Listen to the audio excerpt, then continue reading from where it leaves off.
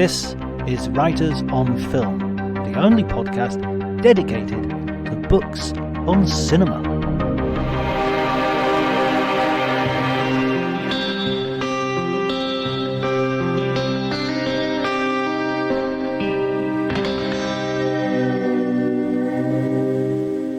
Hello everybody and welcome to Writers on Film. My name's John Bleasdale. I'm a writer and film critic, and today I'm going to be talking to Hannah Strong, who's just written an amazing book about Sofia Coppola and her films. It's an in-depth look, probably one of the first real studies of Coppola, and it's just a really candid, interesting and vibrant and a beautiful, it's an Abrams book, so it's a beautiful looking book as well. So it comes highly recommended, but you'll understand all that once you hear me and Hannah talking about it. Remember, if you enjoyed the episode, please like, subscribe, leave reviews if you can. That helps spread the word. Our numbers are great at the moment, but they can always be better. There's an audience out there which is much bigger, and all they need to do is tune in and find out about it, and they'll be happy as Larry, and they'll thank you if you put them in that direction. So before you do any of that, though, please enjoy the conversation.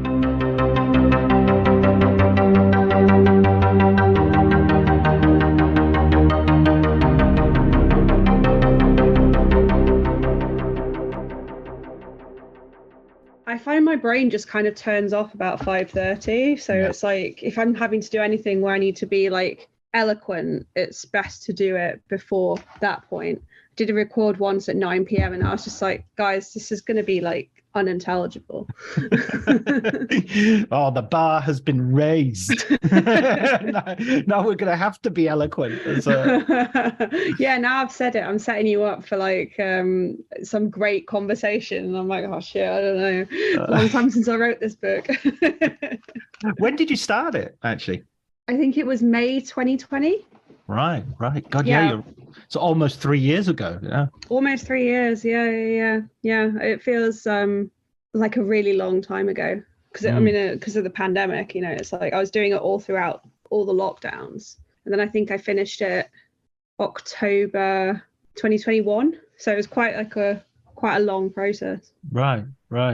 You sort of I was trying to think of some clever sort of Sofia Coppola way of visualizing that. Did you drift through the writing of it in a gauzy haze?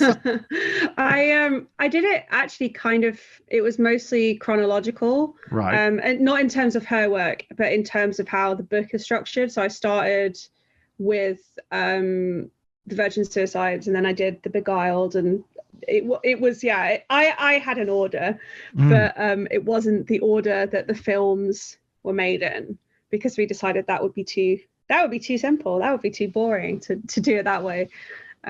So we decided to go thematically instead. Yeah, I think that was a good decision, because it also I mean, again, I'm not hopefully not being too idiotic, but that idiosyncratic sort of personal approach isn't that far away. I don't think it's too much of a reach to say that that's similar to how Sofia herself sort of addresses her films. I don't think so. I especially feel that each of her films has a kind of personal slant. I mean, obviously, like Lost in Translation, she said it was kind of based on her experience growing up and moving away from home for the first time and living in Japan. And then On the Rocks, she said, is kind of inspired by her relationship with her dad, but not really inspired by that. And Somewhere, she said, was drawing a lot from experiences she had on holiday and on work trips with her dad. So I felt that there was a kind of call and response element to her work, where she was drawing on her personal experience and I was drawing on my personal experience, and kind of how her films informed my life and my like interest in cinema without being too self-indulgent. But then because she hasn't made that many films, it felt like it just made more sense to try and kind of group them by these recurring themes. And I think all of her work does have a lot of overlap in terms of the theme she's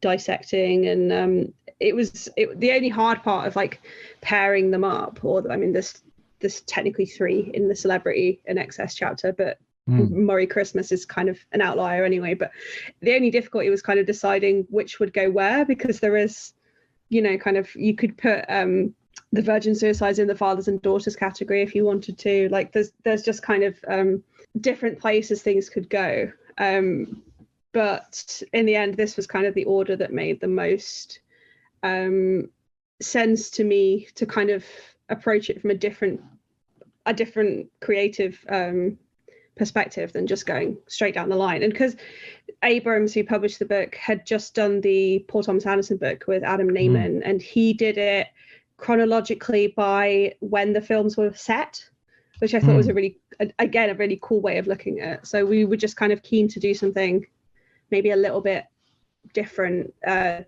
would be fun for the reader, hopefully, to kind of like navigate the films in maybe a different way than they had come to them as a viewer. Yeah, I think that's an interesting, that's a good point as well, because otherwise the expectations, I mean, I've already watched them in order, so the expectations are might not necessarily, you know, it might be more creative to do it the way you did, I think. Could I ask as well that so because you start this book in a really candid and open way, and you draw parallels with your own lived experience in a way that I found very courageous and sort of fascinating to the process.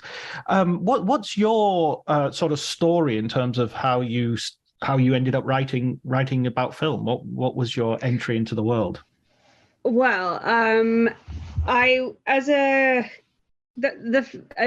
mean, to start at the very beginning, the first film I ever remember seeing at the cinema was Chicken Run, and I thought it was the greatest film ever made until I, you know, watched another film and was like, oh no, this is now the greatest film made. But that's the first very clear memory I have of being in a cinema and thinking, oh my God, this is incredible. This is where I want to be all the time. And I didn't get to go very much because it has always been quite expensive, and we were not a very well-off family, and the cinema was quite far away as well. So it was a real effort to go. And then it was like, my mum hates the cinema. She's not at all a fan. So it would be, who's going to take her, you know, that kind of thing. So I ended up getting a lot of VHS tapes out of the library. And that was kind of where I really became obsessed with cinema and became obsessed with movies. And then as I was growing up, and I mentioned this in the book a little bit, but I was ill quite a lot of my teens, and films were really the thing that I had, that I retreated into and put all my energy into. And at the same time as this, I was reading a lot of film magazines. I had an Empire subscription, I had an NME subscription, which is different, but you know, so I was kind of immersing myself in journalism, and particularly print journalism was something that I really loved. I loved the kind of the tangible nature of it. I love being able to hold something in my hand, and it was always just a very glamorous thing to me, this idea of writing about movies. It seemed so far away from anything that was going on where I lived in my kind of small town. So it was always like, that was the big dream, was like, oh yeah, maybe one day I could do this. And then I kind of knew it was a very unlikely thing to happen. You know, I think I knew I had a very early perception that this was like not a job for like everyone. You know, it was only the kind of very lucky people got to do it. So I was very, very pragmatic in a way, and had it in the back of my head. But my mum was very much kind of, she was supportive, but she was like, you can't just say you're going to be a film writer, you're going to write about movies, you need to do something else. So she told me to go and do a degree, do an English degree, and then you can decide, you know, what you want to do with that. So that was what I did. But always, like, I was writing film reviews in my journals when I was a kid. I was always just like obsessed with this idea of not only watching films, but talking about films and analyzing films. I was always the one who wanted to go and like have a coffee after the movie with my friends and like talk about what we just seen. I was really like I liked watching them, but I couldn't ever kind of leave it at the cinema. It needed to be like more for me.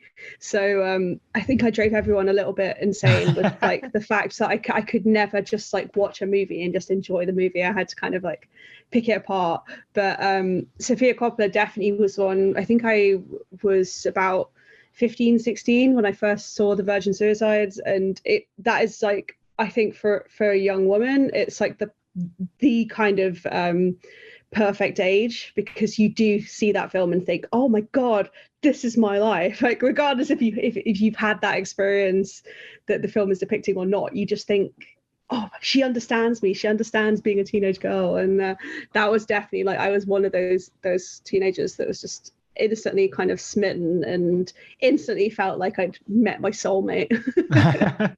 Well, obviously, Doctor, you've never been a 13-year-old girl. Exactly. This is what I was saying to my therapist at the time. Like, you know, I was like, you have no idea how bad it gets, you know. But yeah, it was kind of like, I say it in the book a little bit, but she really gave me this language to express myself, which I don't think I necessarily had. And I think seeing her films, seeing probably David Fincher's films at the same time, seeing Martin Scorsese films for the first time, were these kind of like, I mean, it's such a cliche, but like a lightning rod moment where it's like, oh, these things that I'm watching on screen are this kind of visual representation of, you know, kind of how I feel in my head, and all these kind of like difficult, big, scary emotions. And more than that, they were an escape. I think like they were so beautiful, these films, especially Sofia Coppola's films, and that I think instantly kind of appealed to me, this idea of getting so far away from the setting that I was in. Well, what is your small town?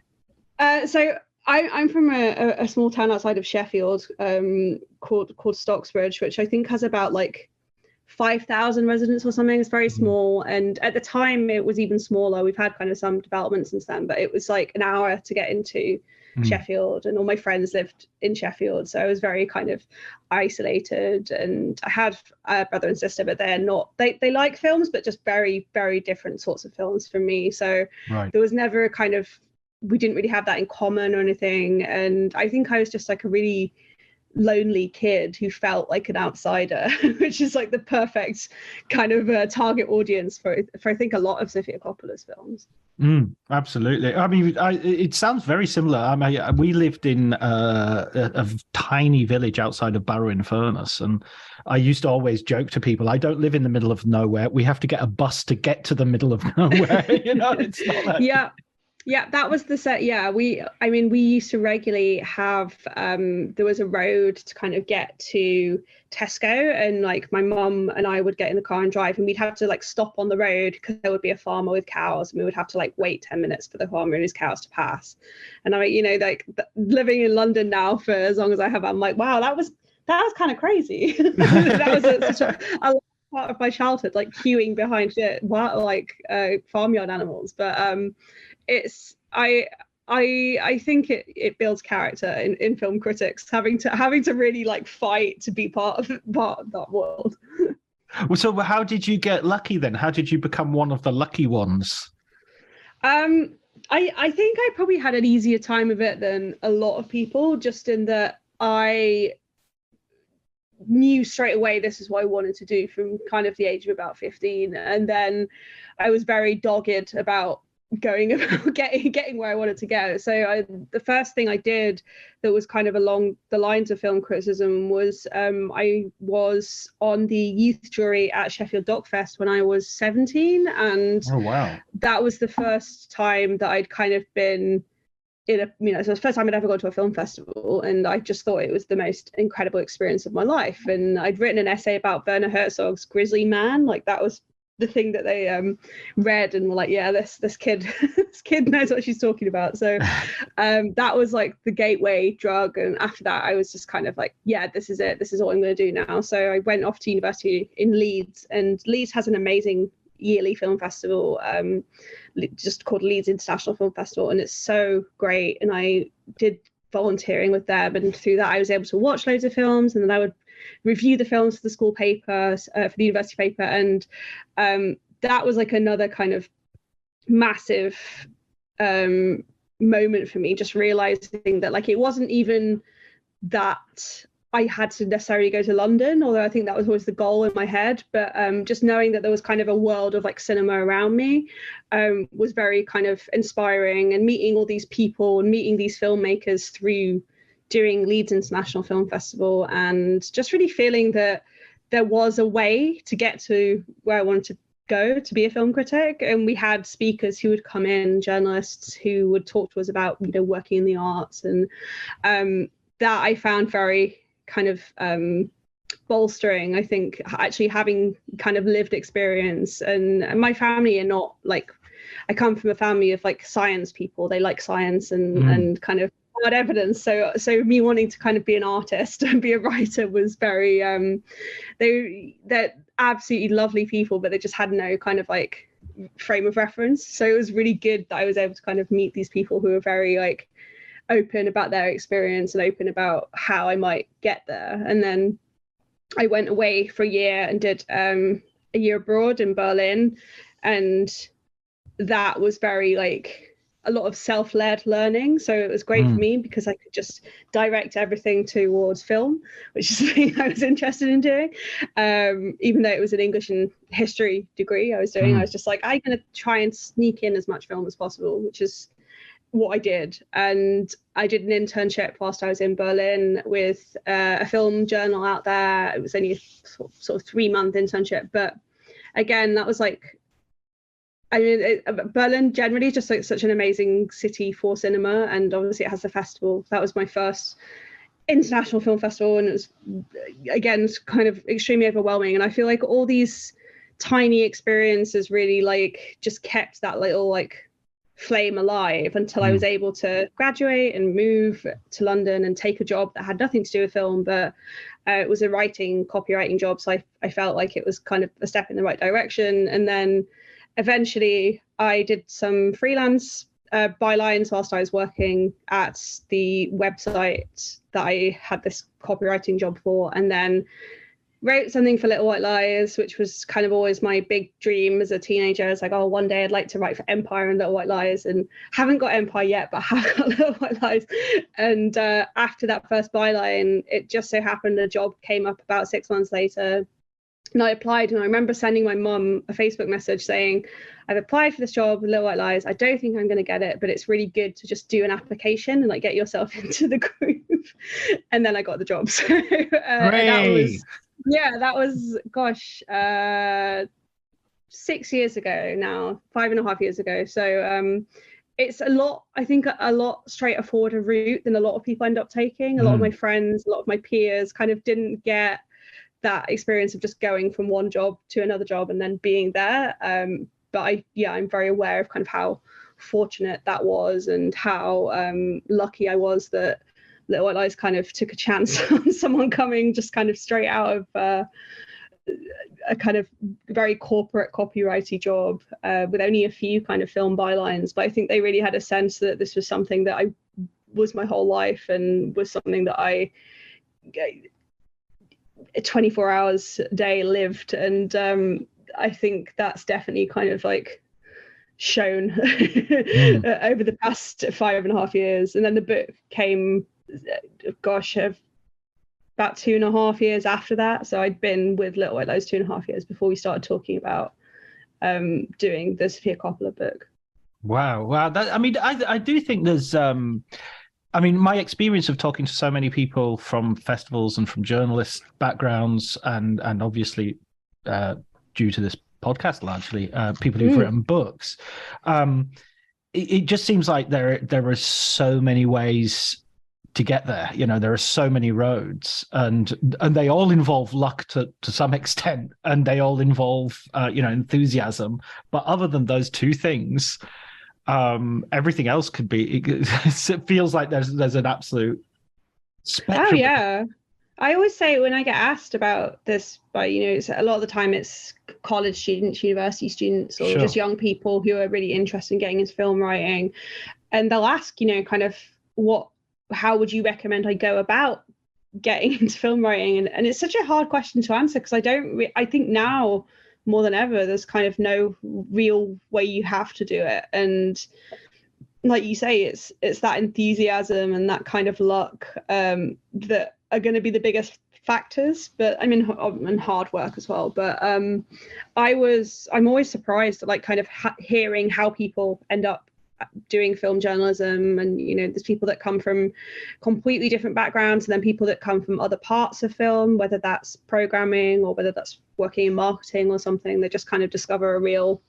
interest in film journalism. But yeah, I think it is like, it's easier in some ways and harder in others. I mean, obviously constantly kind of scrambling to get work, I think, a lot of the time, and budgets are constantly being cut and places are shuttering, and it does feel like cultural journalism generally is such a precarious place to work. But I do feel that in a lot of ways it has become easier if you have that kind of tenacity, which I definitely did, and just kind of always kept at it, and always thought like eventually, kind of even in the depths of it being like such a slog to get these pitch emails sent out and to deal with kind of the constant rejection, I was like, no, got to keep at it, and then eventually it will pay off, and it has done. But it's I think burnout is so easy, and if you get burnt out before you start doing it, then you're kind of you're never gonna get there. But I always am very like honest about it as well. I'm always a kind of like, I don't think there's any point in trying to disguise how difficult it is as an industry. I think like you've got to go in just with no expectations and hope eventually to find some way there. But I mean, it doesn't surprise me actually that you said you came from this copywriting background, because I was having a conversation actually last week. I was talking to Wendy Mitchell about this, and she was mirroring something that Wendy I'd told me. The two Wendys of film criticism had told me right at the very beginning when I started writing, and I remember Wendy I'd saying, respect the deadline and respect the word count. And you'd be surprised that puts you in like the top 3% of everybody writing if you do those two things. And then if you're good at writing as well, then that. But her point was kind of like, to get to this stage, everybody's kind of good at writing, but not everybody respects the deadlines. Yeah, I can. Yeah, I mean, as someone who sees it from both sides, as an editor and a writer, it is just kind of amazing to me how many writers I'll work with who don't respect the deadline and will send me a draft that is vastly over. Obviously with word counts, sometimes you can kind of eke out if your editor is going to be okay with you sending something a little bit over or not. I have a 10% rule, so you can do 10% over or 10% under, but if you're doing it anything under or anything over that, I'm going to ask you to cut it down, because I just don't have time. I don't have time in my day. But yeah, no, I mean, that's the most useful advice I was ever given, because that's what people remember as well. Like, they remember if you are an easy person to work with, and if you're kind of reliable. Reliability is such a like, it's like hen's teeth in this industry. Getting people that will file copy when they say they'll file it, and file it well, and it'll be clean, and I won't have to kind of do 6 rounds of editing on it. I can just do 1 round or 2 rounds. It's like, I mean, and I talk to other editors as well, and like, it's everyone, regardless of what area of journalism you're in, this is the same thing that comes up. It's just like making the person you're working with or working for's life easier is kind of the thing that will always be like remembered. It's a bit like school in that respect. You want to kind of like make sure you're making it as easy as possible for the person who is trying to give you money, or in the case of school, a good grade. So it's very basic things. Absolutely. But I think it's worth sort of reiterating. And plus, I'll take the opportunity on this podcast to say I'm always on time, always. I'm sure Hannah is as well. Yeah. Now you're on the other side of the fence, you'll be able to, you'll have learned that lesson, 1,000,000 times over. So let's get back to Sofia Coppola and how Yeah, your relationship to her, you've already sort of given us an inkling, an idea of how she spoke to you as a teenager and as a girl. Specifically that teenage girl experience. And what I was really interested in with reading this book is my own reaction to, obviously I'm coming at it from a different lived experience. And I have definitely been guilty in the past of dismissing some of her work. I loved Virgin Suicides, and I loved Lost in Translation.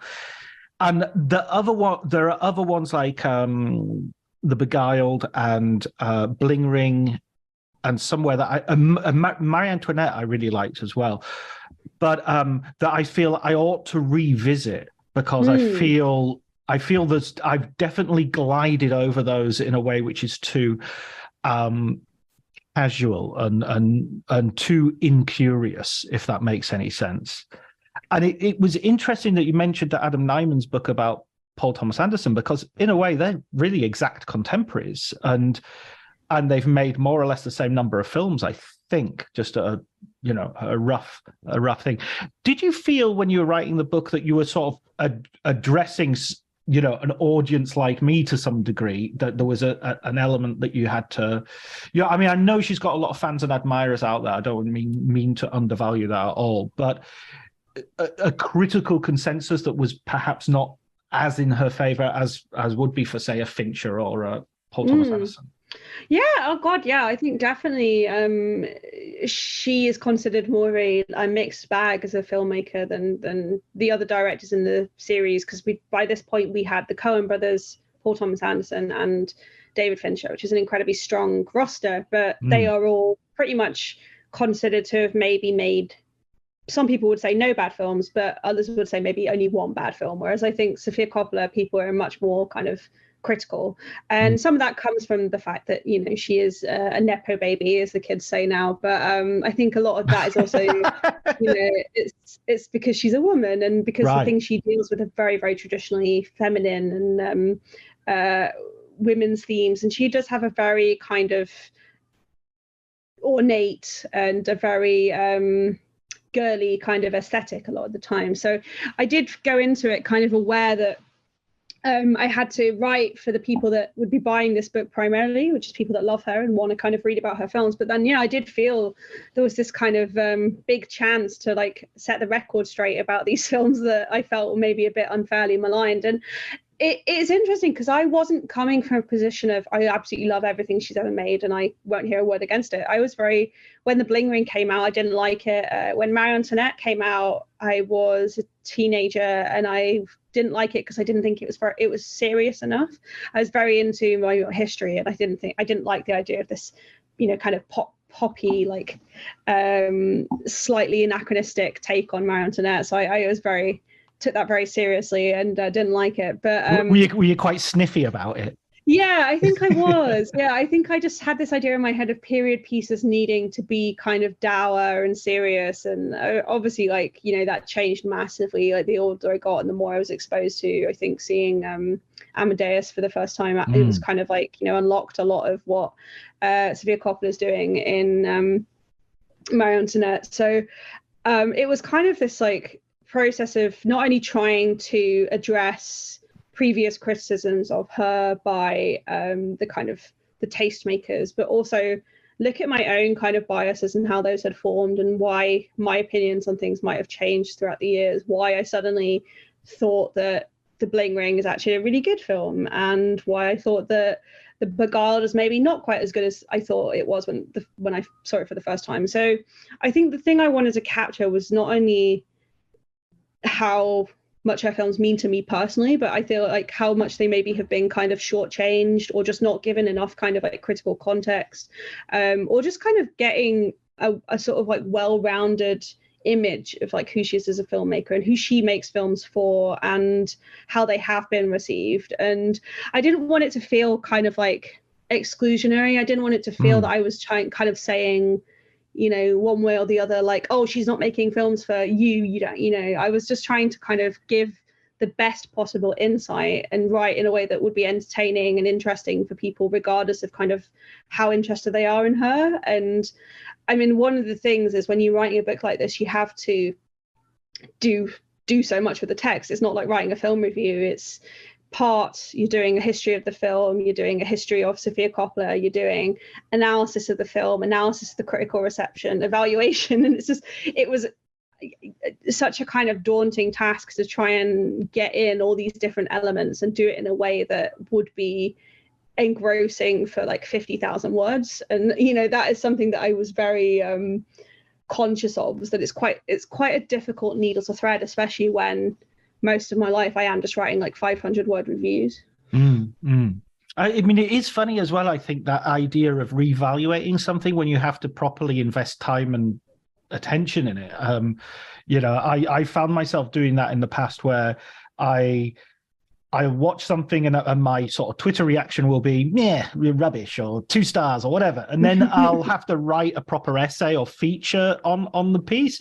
And I'm looking at it and I'm going, no, it's really interesting because I'm giving it much more time and I'm thinking about it much more. But I don't want to sound dishonest, like I'm only liking it because now I've got a job to write about it, Yeah, I think it's one of the kind of pitfalls of social media now, is that we do, that instant reaction is so rewarded, and not only rewarded by our kind of endorphin rush when people like it, but like that's what PRs and people are kind of looking for. They want your first reactions and things. And it just means, I think, that sometimes we're backed into a corner a little bit, and it does mean that people can't feel like they can't change their minds.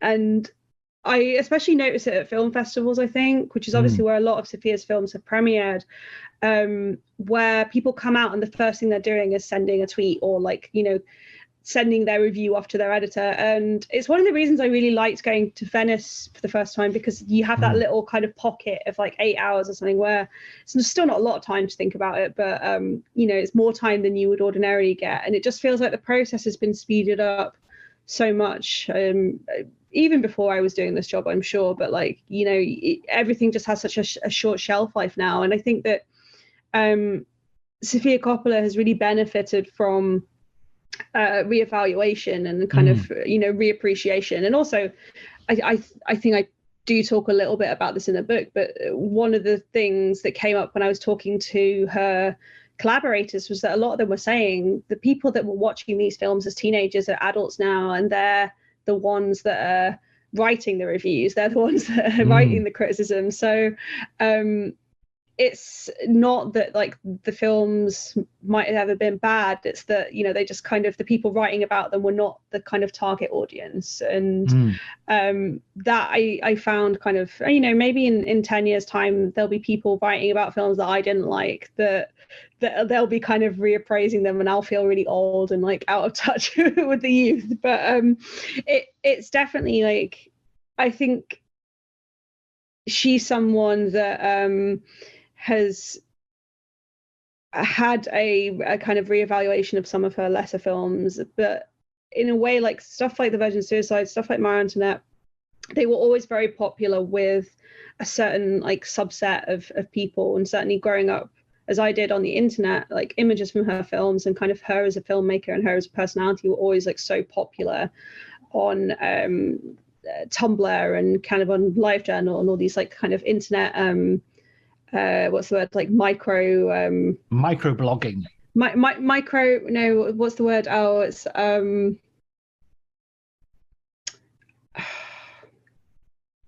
subcultures, that's the word. Right. She was always very popular with kind of a specific type of internet subculture, so it was nice to kind of finally get a chance to give her the kind of reverential like auteur approach that I think we usually see reserved for like the Scorseses and the Francis Ford Coppolas of the world, for example. It felt like she's been doing this for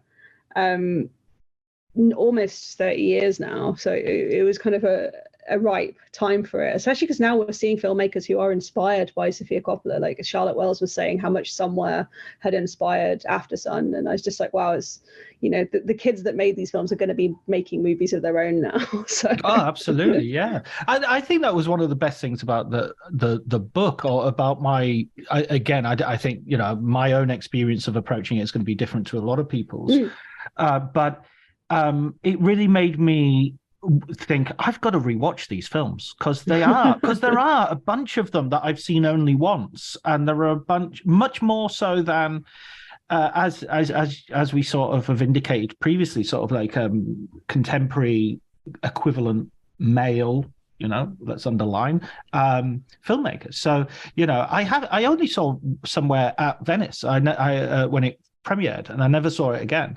And I remember sort of being, yeah, it was okay, but being disappointed by it as compared to you know, her previous films.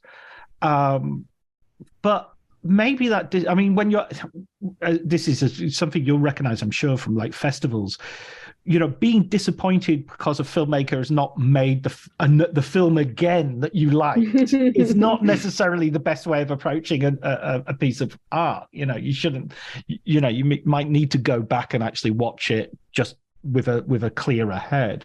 So that's certainly a film, having read that chapter, I wanted to revisit. Oh, I'm so glad, because Somewhere is definitely when I was younger, before I was kind of as immersed in film as I am now, I would have said The Virgin Suicides was my favorite, but definitely now Somewhere is the one that I think is my favorite of her films. But I think it was difficult for her, coming off the back of making Lost in Translation, which is obviously like such a huge hit, and then making Marie Antoinette, which kind of bombed both critically and commercially. It wasn't quite a disaster, but I think it was certainly considered a disappointment by the studio and by Sofia, only in terms of how it was received. I think, you know, she was happy with what she did, as she should be. It's a great film. But yeah, I think Somewhere was kind of a difficult one. And even like, you know, it won the Golden Lion, but she not the Golden Lion. Is it? Yeah, it's the Golden Lion. It's Golden Lion, yeah. I was doubting myself. As all these animal awards. The Golden Griffin. Exactly. Like, Silver Bear, Golden Lion, yeah. So you know, it won the Golden Lion, but even then people were saying, oh, she only won because Quentin Tarantino was the head juror and they used to date. And it's like, she can't even have that without someone, you know, kind of sticking their oar in and saying that she's only got it because a man said she could have it. And I think like it's such a quiet film. It's like 70 pages on the script, which is kind of unheard of. And it's this film about filmmaking, film about Hollywood, that is so unassuming and so melancholy and not dramatic at all. It's not, you know, there's no moments of kind of high drama in the film. Like the most dramatic thing that happens is he falls down the stairs and breaks his arm at the beginning. Like it's, you know, it's full of all these really quiet moments. I think not only is it this really like insider view of Hollywood, but it's this father-daughter relationship, which I think we've started to see more of now in films like After Sun, where it's all kind of in the silences. It's all in the things they're not talking about. There's no big blowout confrontation, like thinking of The Wrestler, where there's the argument between Randy and Stephanie, like towards the end. You know, this is all very kind of like introspective and it's a bit Jim Jarmusch, isn't it, as well? That sort of like the scenes between the scenes, if you like. Yeah, there's a lot of details for you to fill in, and I mean, I believe that she's very good friends with Jim Jarmusch. So it doesn't surprise me that he would be a kind of like huge influence. In fact, there's a lovely there's an episode of the TV show What We Do in the Shadows, the vampire mockumentary, in which Sophia and Jim have a cameo. They're like having drinks together at this vampire bar, and I just thought that was just such a wonderful little moment, and also shows that they clearly have just got such great senses of humor. Like that. That's my favorite TV show. That is my this year I've just discovered that, and we've just binged it, me and my daughter, and we're just like, wow, this is the best. It's so good, and that's what I love that about fucking guy. That's another thing I love about Sophia, is that I think she's very aware of pop culture, and she's very kind of tuned in, and we see that in all her films, obviously the music and the costuming and her kind of music video background. But even like in On the Rocks, you know, she's got like this character who's carrying like a Shakespeare and Sons tote bag, a Shakespeare Company rather, and has a Bernie Sanders sticker on her door, and she's wearing a Paris Review t-shirt, and it's very trendy, but in a kind of if you know you know way, which I think again always appeals to me as like a pop culture lover, but also very much appeals to teenagers, because as a teenager all you want to do is be cool, really. And being into Sofia Coppola films, I think, is like you feel like you're part of a club, even though there's like millions and millions of people who love her movies. Being able to pick out these little references and these little like, oh yeah, I know that those the La Rue des Macaroons in Marie Antoinette, you know, you kind of feel like you're part of something, you're part of a little gang. It's the same with, I think, people like Fincher, people like Paul Thomas Anderson, people like Tarantino, especially, like all the kind of like Easter eggs in their films that you feel like you're kind of mates with the director because you understand the reference. Yeah, red apple cigarettes and let's have some more foot shots. exactly. Yeah, I mean that's one of the things. It's one of those things as well, isn't it? In a male director, it'd be considered sort of style. And it would be a signature, and you wouldn't really, you know, I mean, people do criticize Wes Anderson, I suppose, for being so Wes Anderson-y, but at the same time, what do you want? You know, do you want him to be Michael Haneke? Because we've already got one of those. And the same thing with Sofia Coppola. I mean, I think that the time when you sort of criticize her maybe the most severely, or at least you hold her to account a little bit more, is in terms of her treatment of race in Lost in Translation and The Beguiled. And I'm with you there. I think it's just a like. I think you mentioned how she sort of says, "I'm not racist. I love, you know, Japanese people or whatever." And of course, you're not racist like consciously, but that doesn't mean you've not imbibed and are reproducing certain racist tropes or racial stereotypes.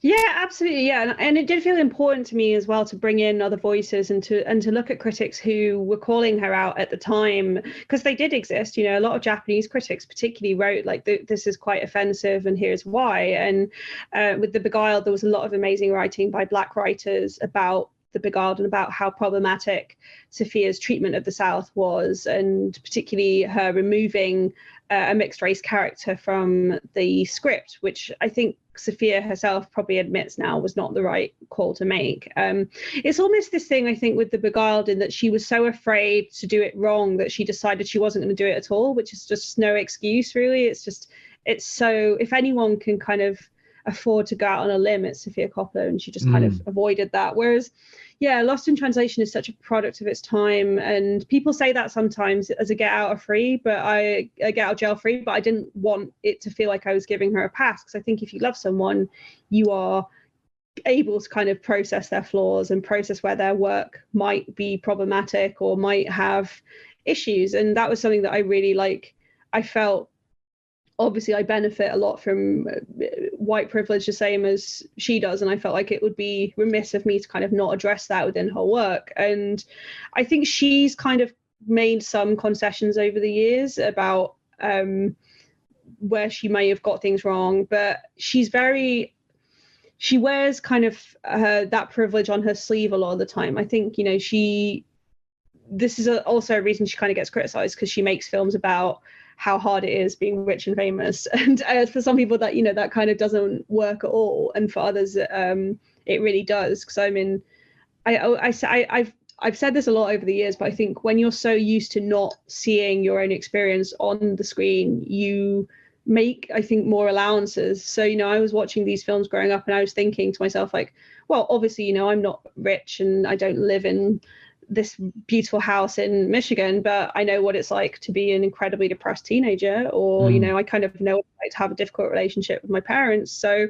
you know, just because these films are very specific doesn't mean that they don't have things that I think are incredibly universal and incredibly meaningful to a vast range of people, not just teenagers. I think that there's many people who relate to things that come across in her films, and you know, that was why I felt it was really important I kind of try to do justice to the many like layers, and I didn't want it to seem like it was just this hagiography going, oh, she's so wonderful, she's so great, because I think every filmmaker makes mistakes. Every filmmaker is worthy of kind of addressing, you need to address those things and talk about them, and kind of find a path through them, and hopefully that's what I managed to do. But I was really conscious. I didn't want it to be just relentless praise of her.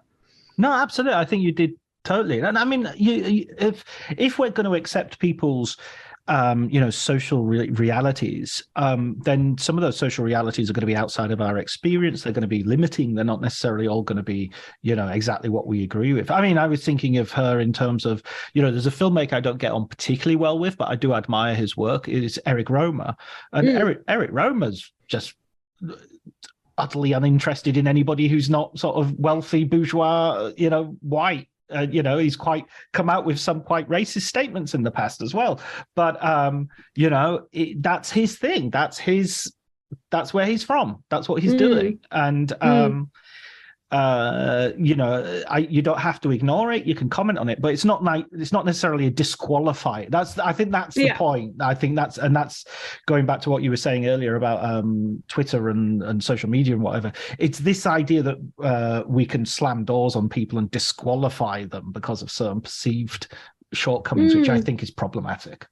Yeah, I agree. And we mentioned Wes Anderson earlier, who's obviously he's again like a contemporary of Sofia's. They basically started making films at the same time, and they're good friends, and he makes films I think about a very specific type of person most of the time, or a very specific worldview, and I don't think we need him to be kind of going out of his way to tell other stories. I think that it would be preferable for the filmmakers who are better placed to tell these stories, whether it's about other races, other parts of the world, or sexualities, whatever. I think it would be better for the filmmakers who do want to tell those stories and do feel placed to tell those stories get the opportunities, rather than just like expecting that every filmmaker has to tell every story. And I obviously I think it's nice when filmmakers challenge themselves to talk about new things in their work, but I don't think it always works. And I also think there is this idea of like, who gets to tell these stories? Just because someone has a position of influence in the filmmaking world, I don't think it's necessarily right that they get asked to do certain things and to make certain films. So I think that there is kind of something to be said for like staying in your lane a little bit as a filmmaker and just doing the thing that you are good at and doing it very well. And I think there's room enough to have filmmakers like Sofia Coppola and like Wes Anderson and like whoever else who are just doing their kind of thing, and they have their style and their set of interests that they want to talk about. And then there's room for kind of everything, all these other perspectives. Hopefully, I hope that's the way it is.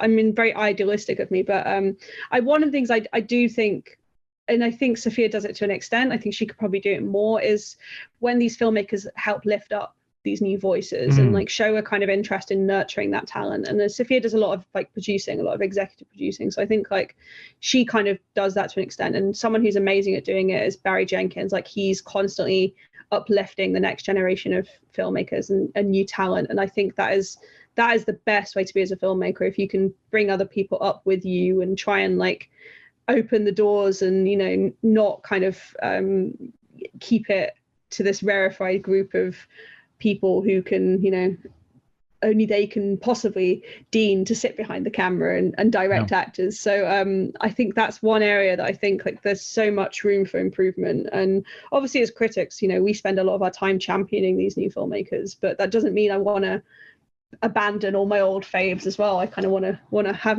it both ways. I want to respect the old guard and kind of make sure we're giving like credit to all these people coming through constantly, because there are like people like Charlotte Wells, for example, like she has such an incredible perspective, but then you look at the films that influenced her, like Somewhere, like Sofia Coppola's work, like Jane Campion's work, and it's like we kind of needed these filmmakers in order to inspire the next lot of filmmakers. So certainly like I don't think there's any need to throw the baby out with the bathwater, as my mum would say. I think it's just a case of like trying to be mindful of these limitations and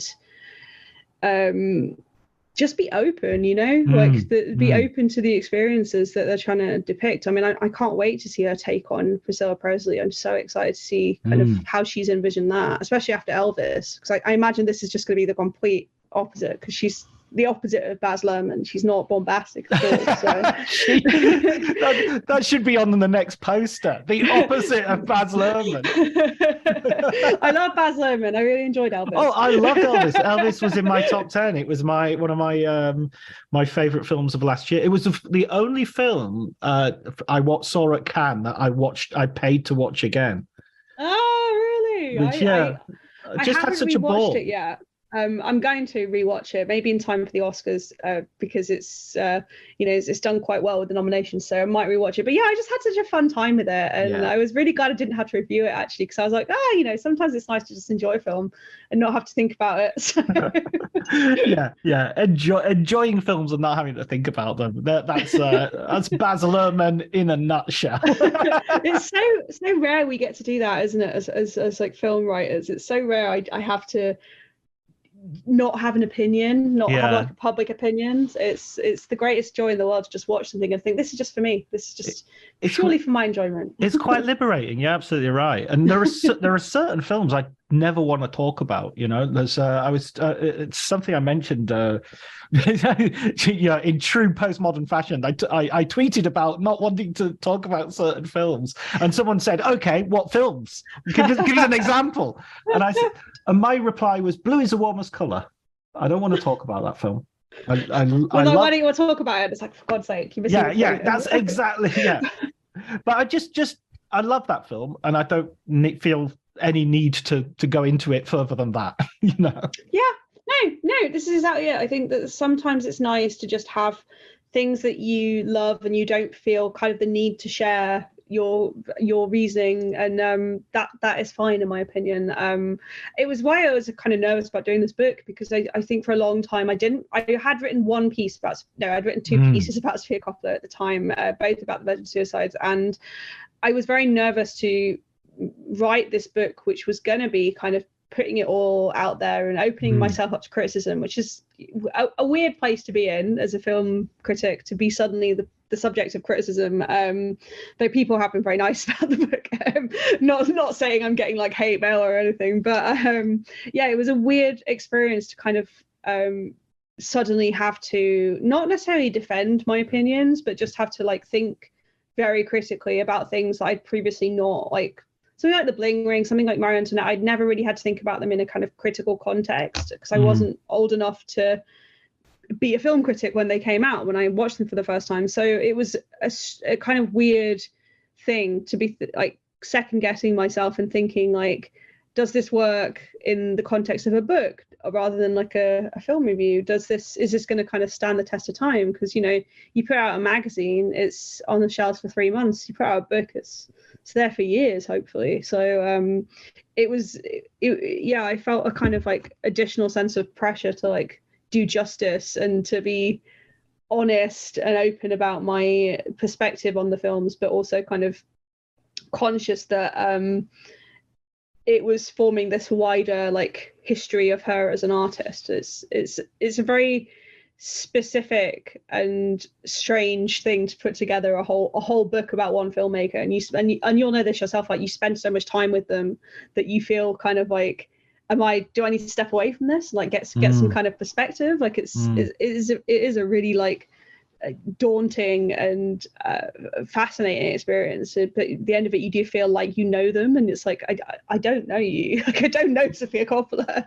But I was going to ask you about that. I wanted to ask you about that because I mean, what was your thinking about not, I mean, did you approach her? Was it something like that, or did you think I prefer to just write this from my own standpoint? And so with the other two books, other three books by this point. So Abrams had the very first one they did was the Coen Brothers book, and the Coen Brothers are obviously notoriously kind of difficult to get hold of, and they don't do a lot of interviews. And I think at the time they were making Buster Scruggs as well, so it was kind of like they just weren't around. So it was out of necessity that Adam Nayman didn't get to speak to them.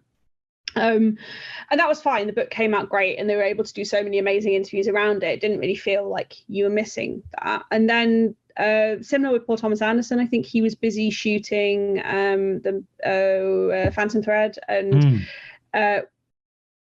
Fincher, I think, was doing Mank at the time. So there was always just a project in the way with the other books. But the filmmakers always knew. They knew they were happening. We got in touch with their agents, and the agents were always like super supportive and helped set up a lot of interviews, and all the filmmakers gave the books their blessing. So the Coens and PTA and Fincher all like said, we are happy with this. It's not like an official product, but like they were all happy with it being made, which is good. And I think a lot of that comes from the fact that like they knew Little White Lies and were happy about Little White Lies being involved. So we started off like from a good place, and it happens that Sofia Coppola's agent is also Paul Thomas Anderson's agent. So she is amazing. She's really like veteran PR, and she was delighted that we were going to do it because she loved the Paul Thomas Anderson book, and Paul Thomas Anderson loved the Paul Thomas Anderson book. So so she was really, really amazing in setting everything up for us. And Sophia was delighted like straight away. She was all this I was getting secondhand from the agent, but she said like, oh, we're really happy it's a female writer, because a lot of people have suggested this in the past, doing a book on her, but it's always been male writers. There's never been anyone who's approached with this kind of proposition before. So they were really happy, and we were always going to do it regardless of whether or not we got sign off. The book was always going to happen, but we knew, because the other three didn't have interviews with the filmmaker, this one wasn't going to have one either. So, and the Bong Joon-ho book that came after as well was a similar thing. Like he was aware of the book and knew it was going to happen, but he is not involved in the book, because we just found that it would feel a bit too much like an endorsement to kind of have a big career interview.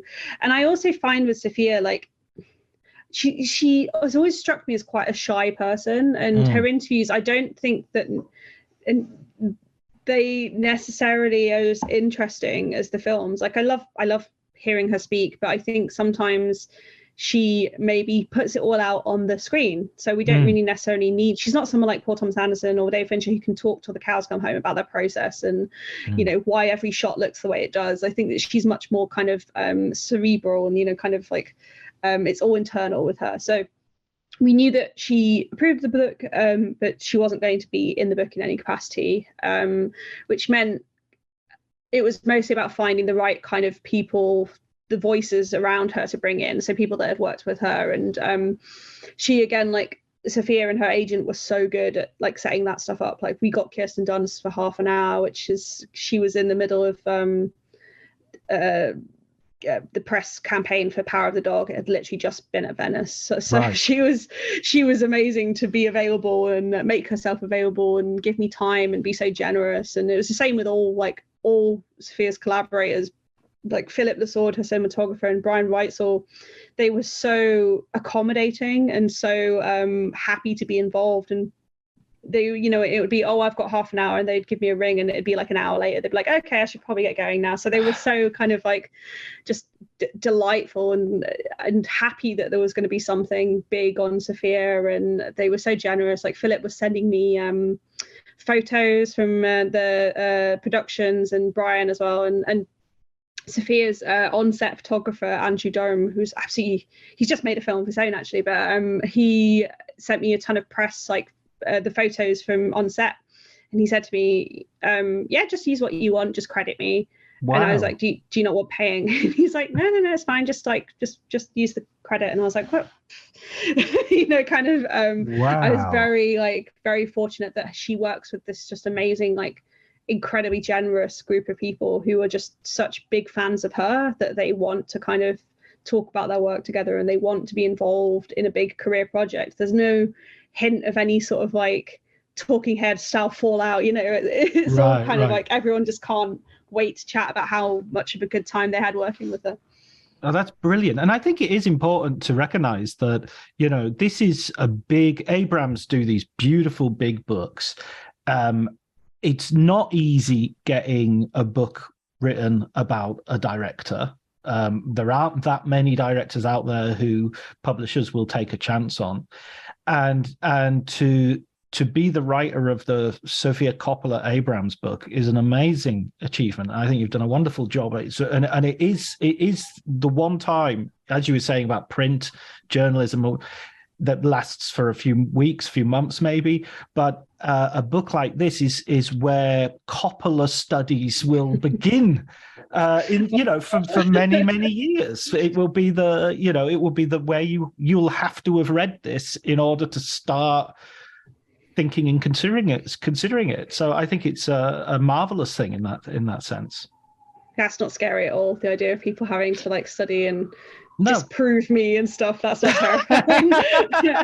But I mean, it is. I also, something that I wanted, one of my first conversations about this book, and it sounds very earnest, but I am quite an earnest person, so it fits. But I wanted the book that I never had when I was 16. I wanted this to be the book you buy because you've seen The Virgin Suicides and you loved it and you want to know who Sofia Coppola is. So in some ways, it's kind of like an overview more, and for the kind of hardcore cinephiles, it's probably not going to be like, there's a lot of stuff that I'll probably already be aware of. But I have had so many teenagers, and especially at the screenings I was doing, it was the loveliest thing in the world to see so many teenage girls and teenage boys as well, like come up to me with their parents, and they were very like shy and were like, oh, I just, I really love Sofia Coppola. And there was one girl who came with her grandparents in LA, and she was kind of like hid behind them, like didn't want to really talk to me, and I was like signing her book, and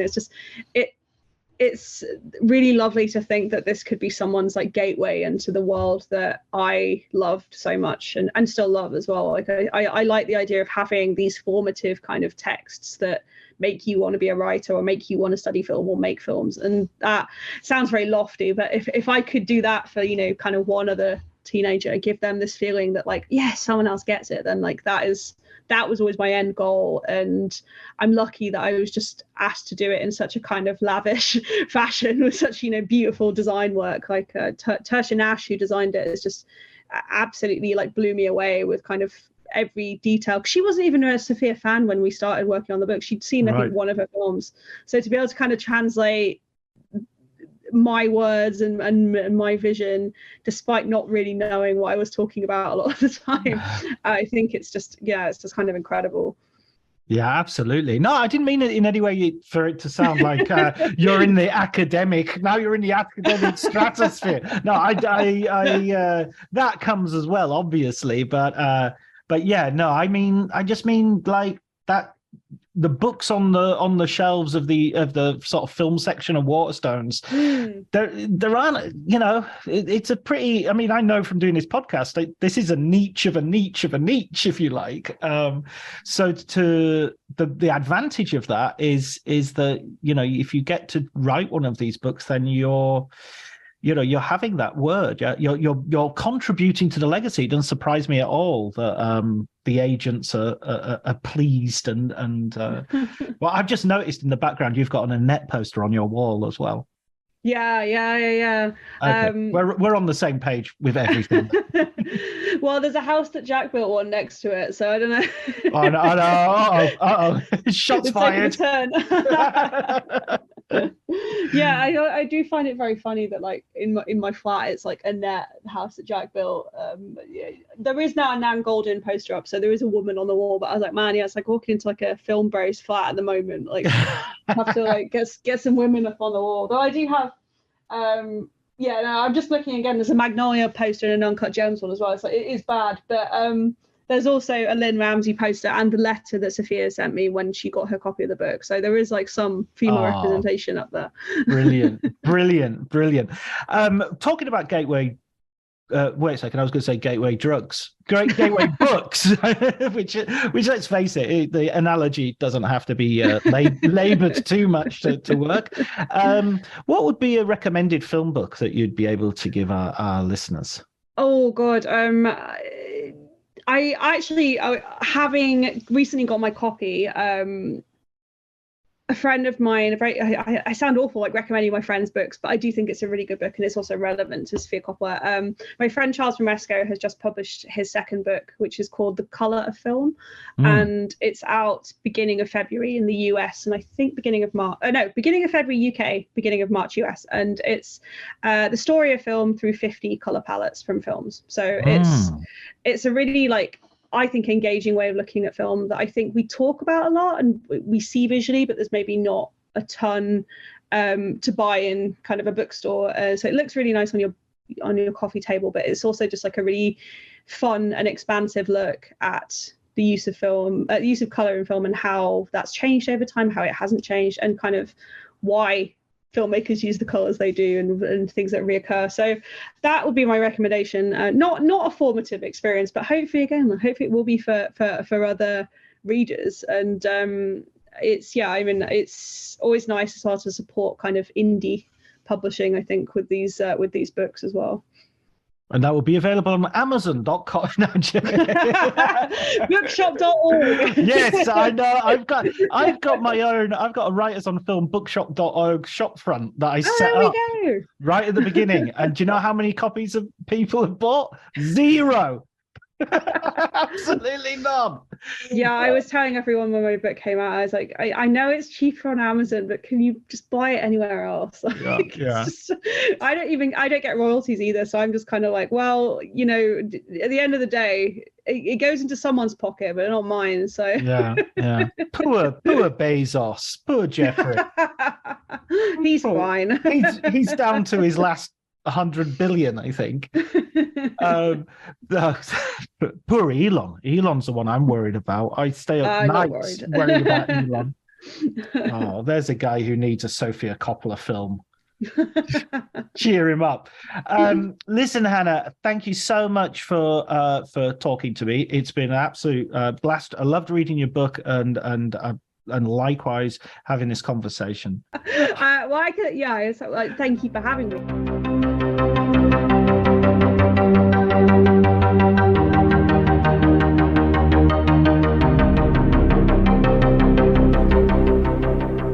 Okay, that was my conversation with Hannah Strong about her book on Sofia Coppola. Her recommended book was Charles Romesco's book on the colour of film. I'm going to see if I can reach out to Charles and get him to come on the podcast as well as a guest. That gives me an opportunity to read the book as well. It sounds fascinating, so that recommendation went down well.